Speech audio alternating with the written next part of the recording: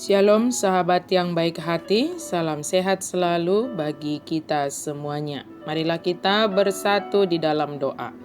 Kasih karunia dan damai sejahtera dari Allah Bapa dan dari anaknya Tuhan Yesus Kristus kiranya menyertai kamu sekalian. Amin.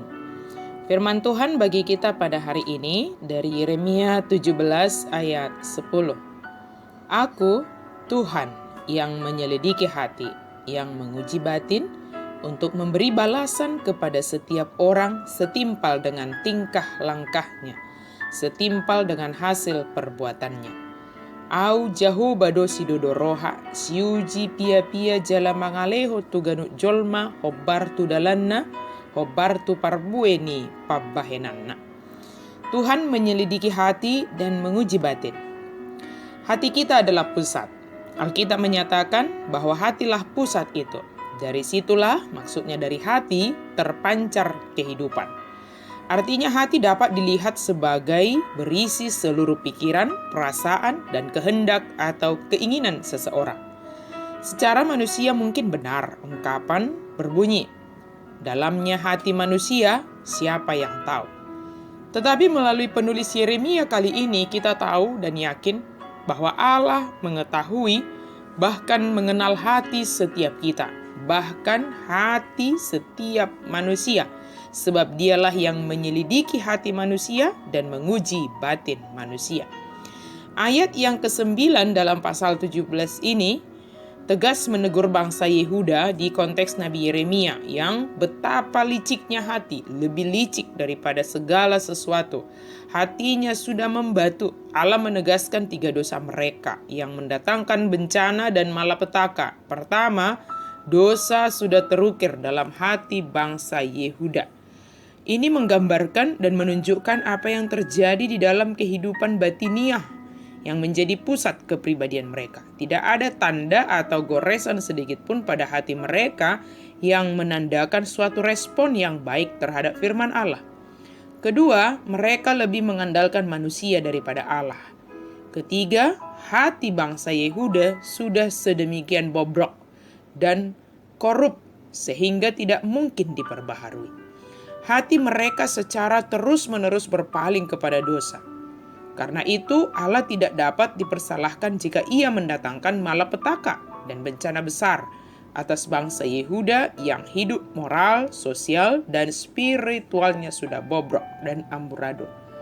Namun bangsa Yehuda bukannya segera menangisi dan menyesali dosa-dosanya, serta memohon belas kasihan Allah. Sebaliknya mereka mengolok-olok Yeremia dan firman Tuhan yang ia beritakan. Tindakan ini menunjukkan bahwa mereka sudah tidak takut lagi terhadap penghukuman Allah, bahkan cenderung menantangnya. Hati sudah keras, membatu. Bukankah ini juga kecenderungan yang terjadi di zaman kita sekarang ini? Ayat 9 dan 10 Allah menjelaskan mengapa kita berdosa. Itu adalah masalah hati. Hati kita condong kepada dosa semenjak kita dilahirkan. Adalah mudah untuk jatuh ke dalam kebinasaan, melupakan dan meninggalkan Allah. Namun, kita tetap dapat memilih apakah kita akan melanjutkan dosa atau tidak. Kita bisa menyerah pada suatu godaan tertentu atau meminta Allah untuk menolong kita melawan godaan yang datang. Allah menyelidiki hati dan menguji batin. Hati menjadi pusat penggerak dari segala yang kita lakukan. Jika hati kita condong kepada dosa, tentu akan mendapatkan hukuman yang setimpal dengan perbuatan kita. Tetapi jika hati kita condong kepada Allah, tentu Allah juga akan memberi balasannya.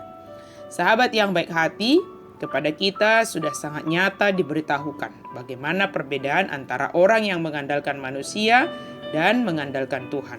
Juga kita mengetahui dengan jelas bahwa Allah menyelidiki dan mengetahui segala isi hati kita. Tidak ada yang bisa kita sembunyikan dari Tuhan.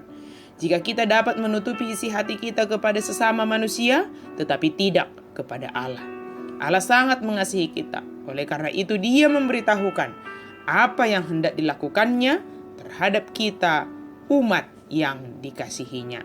Amin. Mari kita berdoa. Terima kasih Tuhan untuk firman-Mu. Terima kasih untuk kasih-Mu. Dengan firman-Mu, Engkau membentuk hati kami ya Tuhan. Biarlah hati kami senantiasa dipenuhi oleh firman-Mu ya Tuhan. Karena Engkau menyelidiki hati kami, menguji batin kami, dan segala sesuatu terbuka di hadapan-Mu ya Tuhan. Pakailah hidup kami, pakailah hati kami, menjadi alat-Mu ya Tuhan. Tempat firman Tuhan, di mana firman Tuhan bertumbuh dan berbuah. Dan hidup kami adalah hidup yang melakukan firman Tuhan. Dalam nama Yesus kami berdoa dan bersyukur. Amin.